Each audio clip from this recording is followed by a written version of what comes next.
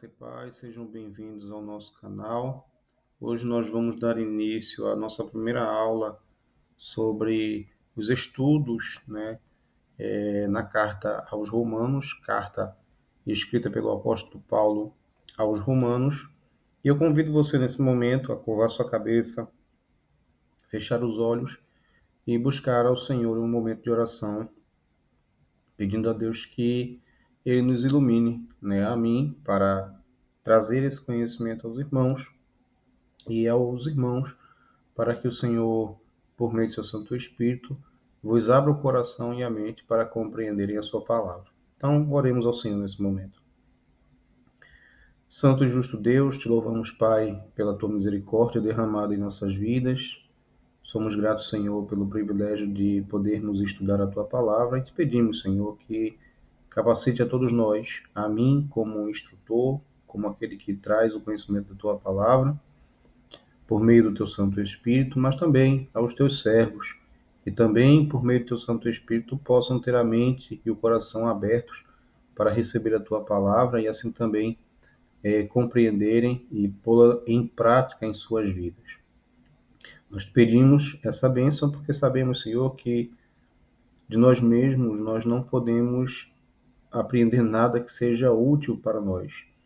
Mas sabemos que por meio do teu Santo Espírito, a tua palavra, que é viva e eficaz, pode operar, Senhor, em nossas vidas e mudar as nossas vidas de fato. Por isso te pedimos em nome de Jesus. Amém. Então vamos dar início, irmãos, a essa primeira aula. Ela tem por título Chegamos a Roma. E essa aula tem alguns alvos a serem atingidos até o final dessa aula e também posteriormente no desenvolver dos estudos ao final de todos os estudos. Então, o primeiro alvo nosso é saber, ou seja, conhecer melhor a carta aos Romanos, incluindo a cidade de Roma, ou seja, detalhes sobre a cidade de Roma e também detalhes sobre a obra em si, a carta aos Romanos. Conhecendo então pessoas envolvidas e a influência da carta aos Romanos, tanto à sua época quanto em épocas futuras, como ela influenciou, a sua teologia influenciou pensadores e homens de Deus no futuro e que deram origem ao cristianismo que nós conhecemos hoje. Mas o segundo alvo que esta lição nos traz, o segundo alvo desta lição, é sentir ou desejar um estudo profundo da carta aos Romanos a partir desta lição. Então, ela é a lição introdutória e aquilo que nós desejamos é que, já nessa primeira lição, os irmãos sejam estimulados a querer conhecer mais a respeito da carta de Paulo aos Romanos, daquilo que o Senhor falou à sua igreja do primeiro século por meio desta carta escrita por Paulo. E o terceiro alvo da lição, que é o agir, é aplicar os ensinos da carta à vida diária, ou seja, experimentar a bênção e o poder de influência de Romanos, ou da influência de Romanos para a vida em Cristo. Não é só aprender coisas a respeito, mas tendo o conhecimento, agora pôr esse conhecimento em prática em nossas vidas. Então, esses são os propósitos que nós temos, ou os alvos que nós temos ao final desta lição. Vamos prosseguir, então. Eu trouxe aqui para os irmãos algumas imagens da cidade de Roma, alguns monumentos antigos de Roma, que demonstram ainda hoje a importância dessa cidade e como ela era glamurosa à sua época. Uma cidade muito importante, com construções, essas construções, por exemplo, expressam a capacidade dos romanos, ou a engenharia dos romanos, lembrando que o Império Romano trouxe benefícios ao cristianismo, por exemplo, no pavimento das ruas, a própria, aquilo que nós chamamos de Pax Romana, que fazia com que as viagens elas se tornassem mais seguras, e assim os missionários, aqueles que durante a história proclamaram o Evangelho, eles poderiam transitar de cidade em cidade, tendo a melhor condição de transitar, tanto por meio marítimo quanto pelas próprias estradas pavimentadas por Roma, e também a própria segurança, entre aspas, porque Roma constantemente vivia tendo seus embates, mas a Pax Romana que trazia certa segurança àqueles que transitavam ali por entre os locais que faziam parte, ou que compunham esse grande império chamado Império Romano. Então essas imagens aqui, elas retratam bem, né, a grandiosidade de Roma, né, como uma cidade que tinha muita influência na sua época. Nós vamos começar, e é até engraçado, né? Começar a introdução com uma introdução falando sobre a fundação da cidade de Roma. Então, Roma foi fundada em 753 antes de Cristo, ou seja, quase 1000 anos antes de Cristo. A cidade de Roma surgiu, lembrando que Roma foi o grande poder bélico, ou seja, o grande poder de guerra que subjugou outros poderes anteriores, como, por exemplo, Alexandre o Grande ou o Império Helenístico. Contudo, apesar da sua força, né, do seu exército, os romanos perceberam que a intelectualidade ou a cultura grega ela era superior à cultura romana. Por isso, eles se apropriaram da cultura grega, incluindo a própria língua, que é o chamado grego, o grego koiné, que é o grego no qual foi escrito o Novo Testamento. Então, o Novo Testamento bíblico, o Novo Testamento da Bíblia, ele foi escrito em grego koiné, que foi uma herança deixada pelos gregos e uma apropriação dos judeus à própria língua e à cultura do povo que foi subjugado por eles. É interessante porque, assim como os romanos, eles cooperaram, de certa forma, lógico, conduzidos pela providência divina, para a chegada de Cristo, para a vinda de Cristo e a proclamação do Evangelho, em que sentido? Com as rodovias, com, no caso, pavimento das rodovias, com certa civilidade dentro do Império, por meio da Pax Romana, entre outros benefícios, mas a língua grega, que eles também se apropriaram, né, os próprios romanos, dentro do próprio Império Romano se falava, em diversos lugares se falava grego, ela foi uma herança deixada pelos gregos e que também favoreceu a disseminação ou a multiplicação da pregação do evangelho, porque praticamente todo o mundo conhecido, ou seja, todo mundo que fazia parte desse contexto do Império Romano da época, falava o grego. E é importante pontuar aqui, não é que as pessoas dominavam a gramática grega.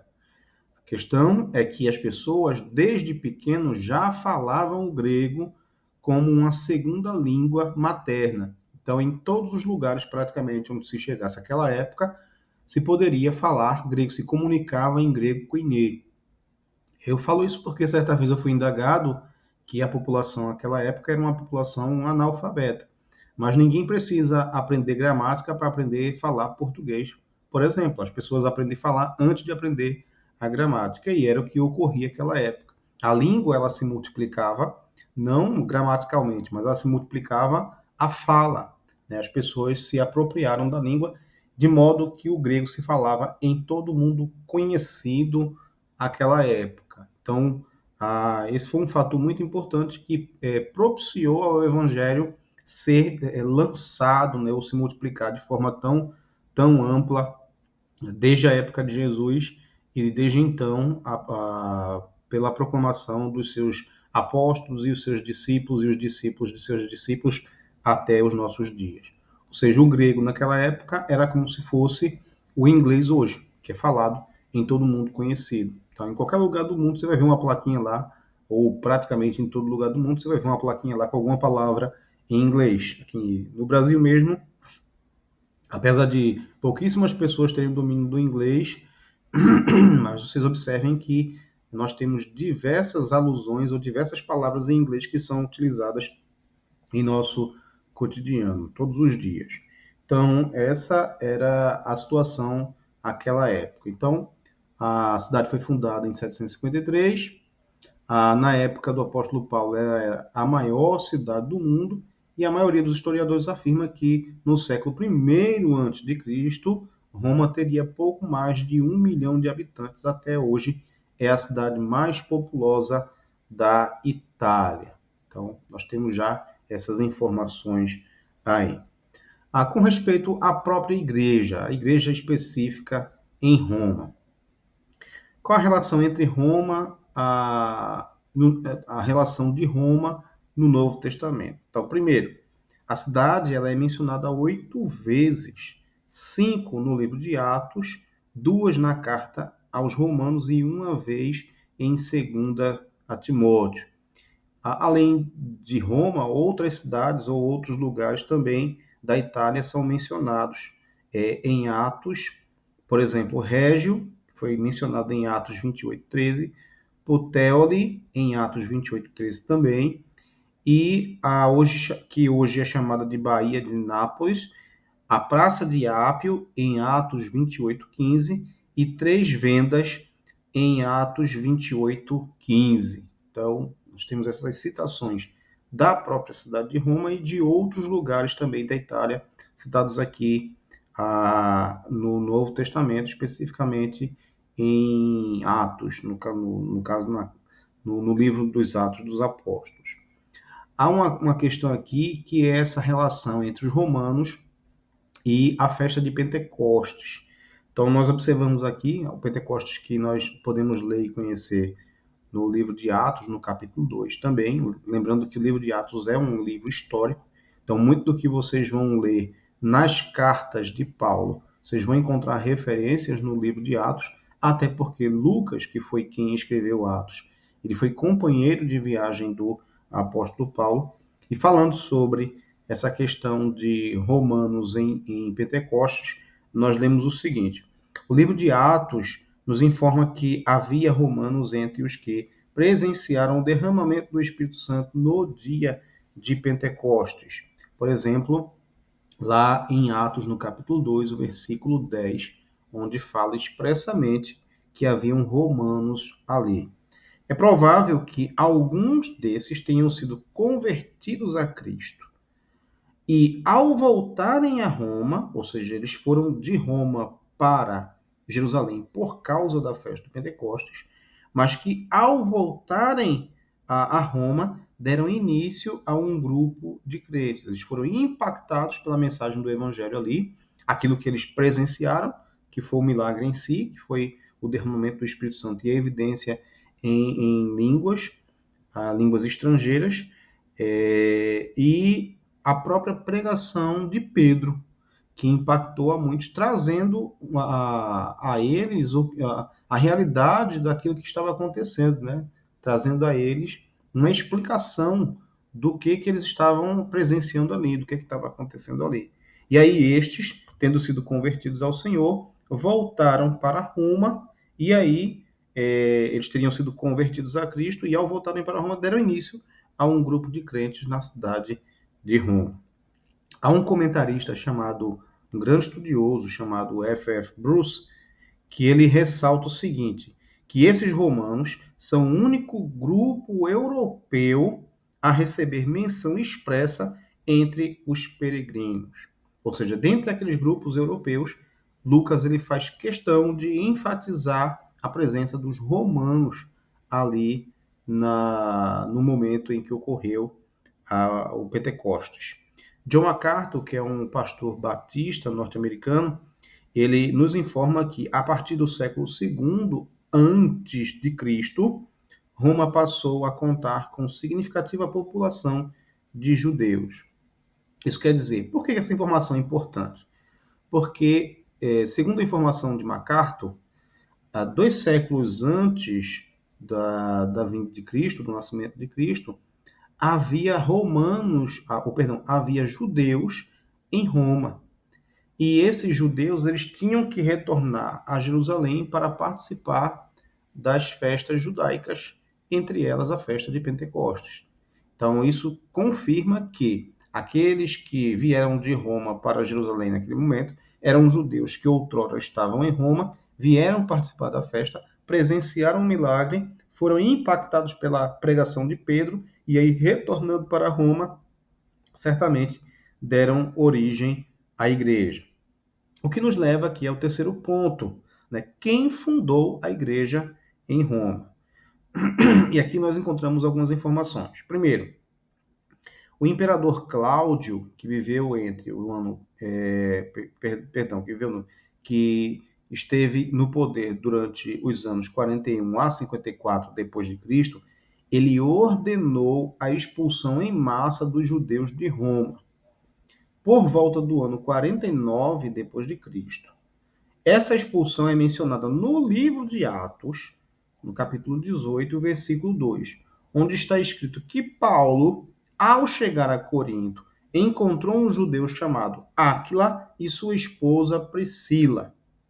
É provável, então, que tenhamos aqui o relato do primeiro contato de Paulo com algum crente vindo de Roma. Certamente, Áquila e a esposa Priscila foram uns daqueles que presenciaram um milagre lá ou que estavam lá e presenciaram um milagre em Atos, ou que receberam a notícia por outros. Muito provavelmente estavam presentes. Ninguém sabe ao certo como e quando a igreja em Roma começou. Paulo foi à cidade de Roma como prisioneiro, em Atos 28:16, 3 anos depois de ter escrito essa carta. Ou seja, ele escreveu a carta e 3 anos depois ele foi a Roma como prisioneiro. Portanto, ele não foi o fundador dessa igreja. Recomendou a irmã Febe, no capítulo 16, verso 1, da igreja em Cencreia, Porto de Corinto, onde havia uma igreja. Você pode ver isso lá em Atos, no capítulo 18, versículo 18. Possivelmente, ela tenha levado a carta aos romanos. Ou seja, ele escreveu essa carta de Corinto e mandou pela irmã Febe, né, a quem ele recomendou. Então, Paulo esteve em Roma somente 3 anos depois que esta carta foi escrita. E essa carta foi escrita de Corinto, numa cidade chamada Cencreia, que é um porto de Corinto. Agora, quem eram os membros da igreja? Então, vamos lá. A igreja em Roma era formada por crentes gentios e judeus. A gente pode ver isso pelas menções, né? A palavra gentios aparece 23 vezes na carta aos romanos. Então, são bastante aparições da palavra gentios para negar que havia crentes gentios ali dentro da igreja. E as palavras judeu e judeus, ou seja, no seu singular e no seu plural, ocorrem juntas 13 vezes. Então, você tem aqui a junção de 23 menções à palavra gentios, ou seja, aqueles que não eram judeus, e 13 vezes a aparição juntas de judeu no singular e judeus no plural. Esses números têm levado alguns comentaristas a afirmarem que os membros da Igreja de Roma, na maioria, eram gentios. Então, pensa-se, por causa dessas informações, que possivelmente a maioria desses membros eram gentios. Vamos pensar um pouco sobre Roma para hoje. Então, o Império Romano, o império que dominava o mundo na época de Jesus, é mencionado várias vezes no Novo Testamento. E o Senhor Jesus Cristo não poderia deixar de plantar uma igreja nessa importantíssima e histórica cidade. Deus é estrategista. Por isso, peça a direção dele em cada projeto. Ele tem as melhores estratégias e maior conhecimento. Isso é verdade, irmãos.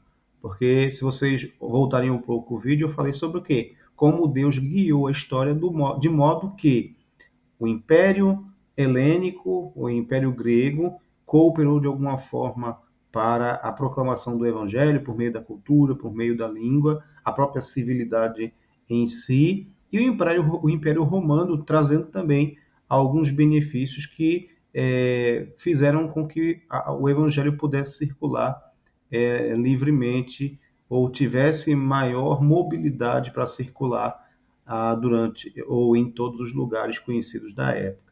Então, Deus, ele é estrategista. Jesus Cristo é estrategista. Em que sentido? Ele conduz a história e conduz os meios de modo que os seus planos sejam efetivados na história, de modo que o Evangelho ele alcance o seu objetivo. Então, nós podemos confiar em Deus e entregar ao Senhor os nossos projetos e confiar que o próprio Deus é quem tem as melhores estratégias para fazer com que os nossos planos, segundo a sua vontade, eles tenham o melhor êxito, né, possível. Então, confiemos no Senhor. Agora nós vamos ver um pouco sobre a data e as circunstâncias da carta. Em primeiro lugar, vamos ver a questão da data da carta. Então, Paulo, ele ditou a carta aos Romanos a seu amigo e secretário chamado Tércio. Você pode ler lá em Romanos, no capítulo 16, o versículo 22, onde Tércio se identifica como aquele que escreveu a carta. Então, a ideia é a seguinte: Paulo ditou a carta e Tércio era o seu secretário, ele escreveu a carta. Isso era muito comum na época, né? As pessoas, até por causa do papel em si que se usava para escrever, que custava caro, então eles faziam o seguinte: eles compravam e mandavam um escriba escrever, porque o escriba ele já tinha toda aquela, vamos dizer assim, usando a palavra, o linguajar mais portuguesado, ele tinha a manha, né? Ele tinha a manha para escrever. Então, como era caro o papel, né, para escrever, pagar o papel, que era um dia de trabalho, e você perder ele porque escreveu alguma coisa errada, não era um risco muito bom a se correr. Então, se recorria ao quê? Aos escribas ou pessoas que poderiam fazer a escrita daquilo que era ditado pelo autor de fato do documento. Então, por volta do ano 57 depois de Cristo, é que essa carta ela foi escrita, quando residia em Corinto, quando Paulo residia em Corinto. Isso se deduz da referência a Febe, como nós mencionamos ontem, que era membro da igreja em Sincreia, o porto de Corinto. Então, você observa isso, por exemplo, lá em Romanos, capítulo 16, versículos 1 e 2. A Gaio, como sendo o seu anfitrião, 1 Coríntios, capítulo 1, 14, e a Erasto, em Atos 19, 22, e 2 Timóteo, capítulo 4, versículo 20. A carta foi escrita provavelmente durante os 3 meses que Paulo passou na Grécia, descritos em Atos, capítulo 20, versículos 2 e 3. Provavelmente, Gaio tenha colocado Técio, emanuense, ou seja, o camarada que escreveu, essa palavra, emanuense, ela vem do latim e significa aquele que escreve textos à mão, emanuense. Então, provavelmente, Gaio tenha colocado Tércio à disposição do apóstolo Paulo. Então, você fica à disposição dele aí e escreve tudo o que ele ditar. E quais as circunstâncias em que essa carta ela foi escrita? Paulo deixou-se gastar durante os 10 anos que vão de 47 a 57 depois de Cristo em viagens missionárias em lugares como Galácia, Macedônia, Acaia e Ásia. Ele pregou o evangelho, fundou e instruiu igrejas em Icônio, Filipos, Tessalônica, Corinto, Éfeso e outras cidades. Então, em Romanos, capítulo 15, 23 e 24, ele que desejava visitar Roma. Paulo ele tinha o desejo de visitar os romanos, e os irmãos vão observar que esse desejo não era só de visitar Roma, porque em Roma já havia uma igreja, mas ele tinha o propósito de viajar, que era a sua 4ª viagem, à Espanha. E Roma era um local estratégico, onde ele ia parar para se reabastecer e daí conseguir recursos para continuar a sua viagem. Então, leia Romanos 15, 14 a 29, que diz que, resumindo, nós temos o seguinte projeto missionário do apóstolo Paulo. Você pode ir lá depois, ou parar o vídeo e lá ler o texto de Romanos 15, do 14, versículo 14 ao 29. Um resumo do que nós temos aqui do projeto missionário de Paulo é o seguinte. Primeiro, ele tinha certeza de que sua missão nos territórios que margeiam o mar Egeu havia sido concluída. Observa lá, Romanos 15, 23. Segundo, o plano principal do apóstolo era ir à Espanha, capítulo 15, versículo 24, e a caminho faria uma visita a Roma. Terceiro, mas antes de ir a Roma, ele precisava passar em Jerusalém a fim de levar ofertas que as igrejas da Macedônia e da Acaia levantaram para ajudar pobres dentre os santos que vivem em Jerusalém. É isso você vê lá claramente em Romanos capítulo 15 e versículo 26. Então, o próprio apóstolo, ele sintetiza o roteiro da viagem. Como é que ele sintetiza? Ele diz assim: tendo, pois, concluído isto, e havendo-lhes consignado este fruto, ou seja, a oferta, passando por vós, ou seja, Roma, irei à Espanha. Ou seja, ele ia levar as ofertas, ia passar por Roma e aquilo que ele pretendia era chegar até a Espanha. Então, Jerusalém, Roma e Espanha eram o plano dessa viagem missionária de Paulo. Será que esse plano chegou a ser concretizado? Então, a pergunta que nós levantamos. Após os 2 anos mencionados em Atos 28, 30, ele foi libertado, conforme estava certo que seria. Isso a gente vê, por exemplo, lá em Filipenses, capítulo 1, versículo 25. Ele tinha a esperança de que seria liberto daquela prisão, como de fato foi. E estamos no ano 61 depois de Cristo. Após essa libertação, Paulo reassumiu suas viagens e desenvolveu mais 2 anos de ministério na Ásia Menor e na Grécia, que foi do ano 62 ao 64 depois de Cristo, quando ele escreveu as cartas pastorais de 1 a Timóteo e Tito. Em 65 depois de Cristo, Paulo ficou preso novamente em Roma, onde escreveu sua última carta, que foi 2 Timóteo, capítulo 2 Timóteo. Você pode ver isso, por exemplo, onde escreveu sua última carta. E aí a gente pode relatar ou evidenciar isso lendo 2 Timóteo, capítulo 1, versículos 16 e 17. Ele foi julgado, condenado e executado. O próprio Paulo sabia que seu fim havia chegado e ele escreve: quanto a mim, ele escreve isso a Timóteo, quanto a mim, estou sendo já oferecido por libação e o tempo da minha partida é chegado. 2 Timóteo capítulo 4, versículo 6. Eu já mencionei isso aos irmãos em alguma pregação no domingo à noite, né?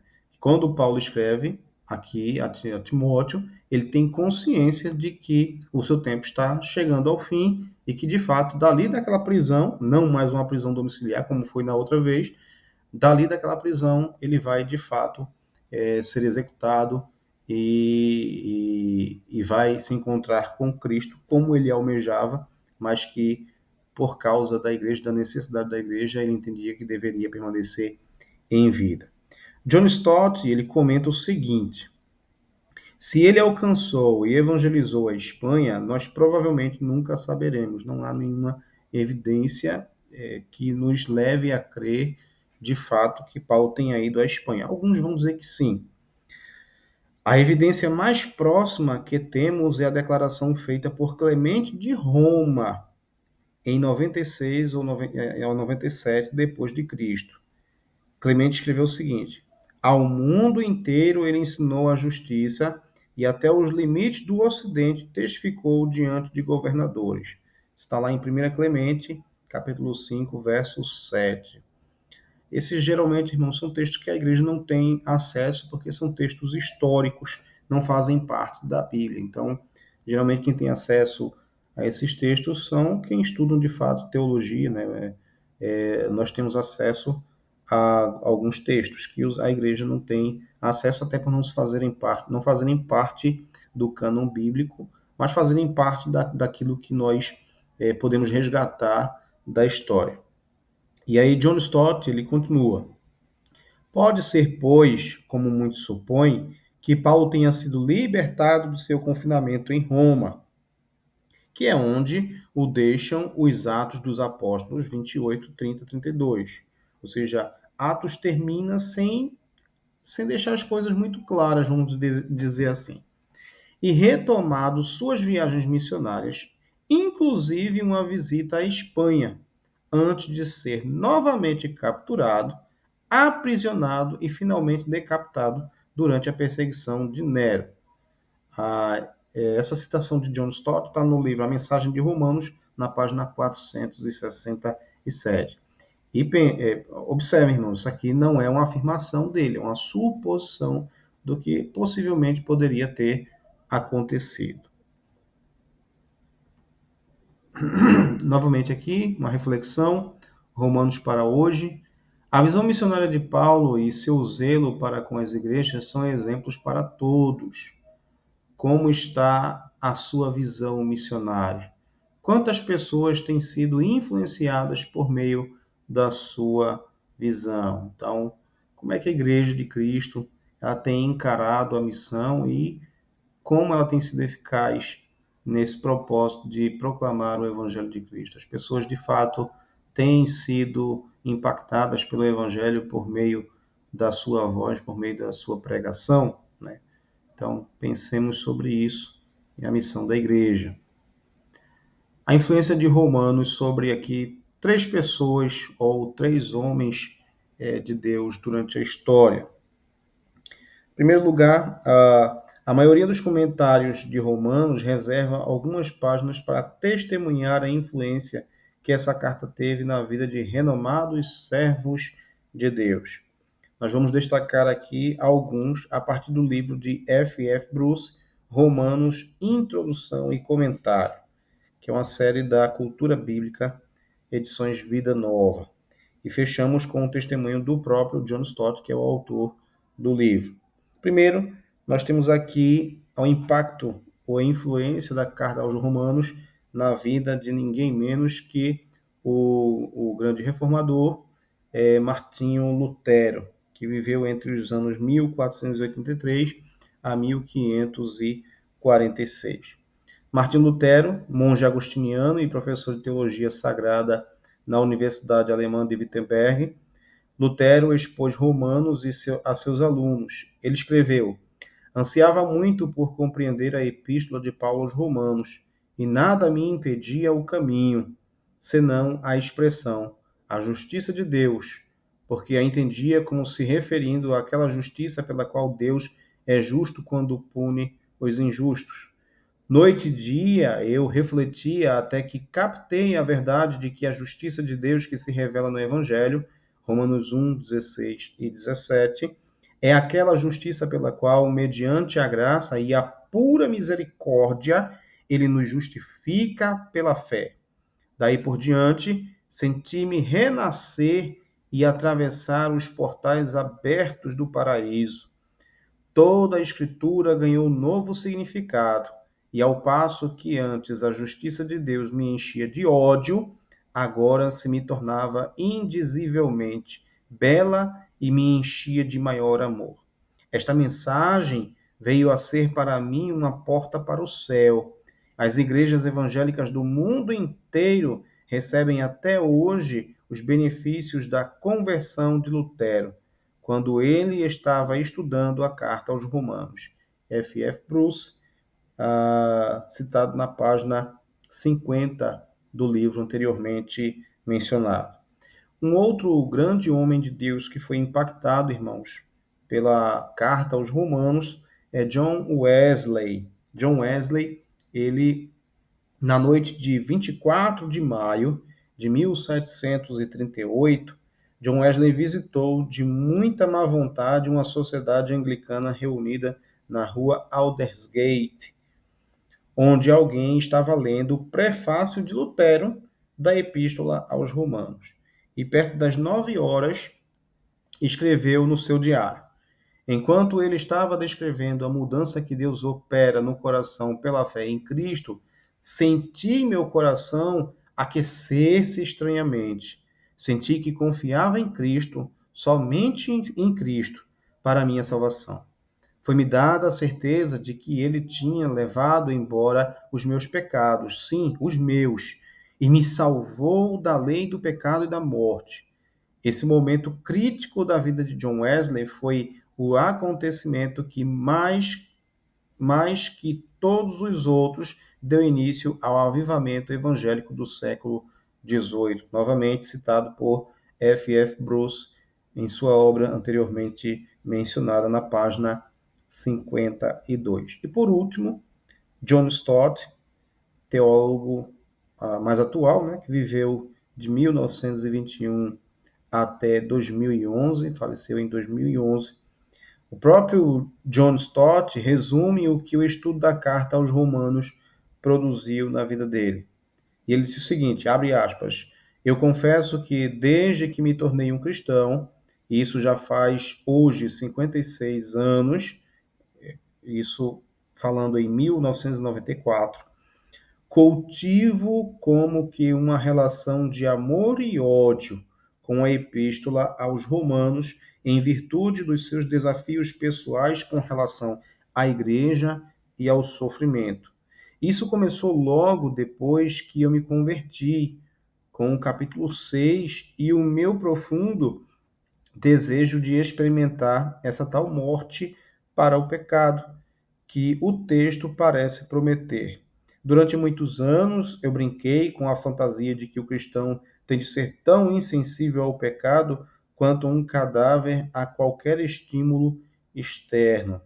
Minha libertação definitiva dessa quimera foi selada quando, em 1965, fui convidado a apresentar uma série de exposições bíblicas baseadas em Romanos, capítulo 5 ao capítulo 8. Mensagem aos Romanos, página 9, que é a obra do John Stott. Então, esses são alguns dos nomes, irmãos, de teólogos que foram impactados pela carta aos Romanos, o testemunho deles, né? Romanos para hoje.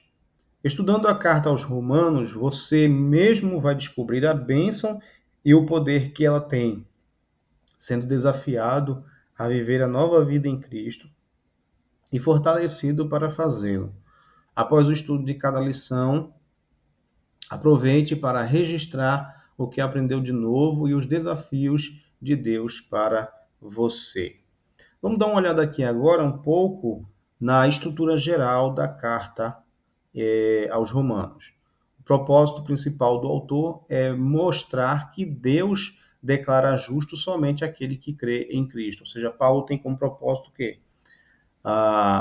O propósito principal, né? E os demais propósitos que são agregados a esse propósito principal. É demonstrar ou declarar que Deus, ou mostrar que Deus declara justo somente aquele que crê em Cristo. Ou seja, é uma declaração. Nós não somos de fato justos, mas Deus nos declara justo, imputando a nós a justiça que pertence ou que foi conquistada por Cristo, por ter cumprido toda a justiça. A primeira parte do livro, que vai do capítulo 1 ao 11, é a parte que fala sobre doutrina. E a segunda parte é a parte prática, do capítulo 12 ao 16. Então, capítulo 1 ao 3, nós temos Paulo falando sobre condenação. Capítulo 4 ao 5, nós temos Paulo falando de doutrina sobre a justificação. Do capítulo 6 ao 8, Paulo fala doutrina também sobre santificação, pura teologia. E no capítulo 9 ao 11, Paulo fala sobre a doutrina da eleição. Na parte prática, do capítulo 12 ao 15, Paulo fala sobre aplicação. Como essas doutrinas apreendidas, ou essa teologia apresentada por ele anteriormente, do capítulo 1 ao capítulo 11, ela é agora aplicada à vida. E ele conclui a carta no capítulo 16 com uma saudação. Então aqui eu quero apresentar aos irmãos 20 palavras-chave de Romanos, ou seja, palavras que elas são enfáticas na carta de Paulo aos Romanos. Então se tem Deus, Cristo, Evangelho, salvação, justiça, judeu, gentio, pecado, condenação, morte, lei, graça, justificação, fé, carne, espírito, predestinação, Israel, dons e amor. E aqui uma proposta adaptada por John Stott de divisões principais da carta de Paulo aos Romanos. Então, a primeira divisão seria o Evangelho de Deus, capítulo 1, do verso 1 ao 17. A segunda divisão básica seria a ira de Deus, capítulo 1, versículo 18 ao capítulo 3, versículo 20. Perdão. A terceira divisão, a graça de Deus, capítulo 3, versículo 21 ao capítulo 8, versículo 39. A quarta divisão, o plano de Deus, capítulo 9 ao 11. A quinta, a vontade de Deus, capítulo 12 ao 15. E, por fim, a sexta divisão, a comunhão em Deus, capítulo 16. Romanos para hoje. A visão panorâmica da carta nos ajuda a compreender os detalhes do texto bíblico. Leia Romanos em uma semana e deixe Deus falar com você. Se você estiver familiarizado com o conteúdo, poderá participar efetivamente das aulas e aproveitar melhor as lições nos próximos meses. Ou seja, se você ler a carta toda, vai ser muito mais fácil para você compreender aquilo que for dito nas aulas, porque você já vai estar familiarizado com algumas coisas na carta. E aí você só vai se envolver com os detalhes que são apresentados na aula. A ideia é essa. Eu concluo, irmãos, citando aqui novamente John Stott. Ele diz o seguinte: Romanos contém o mais rico esboço do entendimento que Paulo tinha da mensagem cristã. Ao estudarmos essa preciosa carta, diz Stott, abre aspas, deixemos que Paulo fale por si mesmo, ao invés de tentarmos fazê-lo dizer aquilo que as antigas tradições ou as novas concepções pretendem que ele diga. Ou seja, essa carta é riquíssima, irmãos, em conhecimento do Evangelho, e é o que nos deve levar a querer conhecer cada vez mais sobre ela e sobre o Evangelho de Cristo apresentado por Paulo nesta carta. Então, que Deus os abençoe. Leiam os textos, né, que estão disponíveis, assistam o vídeo mais de uma vez e compartilhem com amigos, com familiares, para que esse vídeo ele seja repassado para muitas pessoas e que mais e mais pessoas venham a conhecer o Evangelho de Cristo Jesus, trazido por meio do Espírito Santo através da instrumentalidade do apóstolo Paulo, escrevendo aos Romanos. Que Deus nos abençoe. Fique na paz.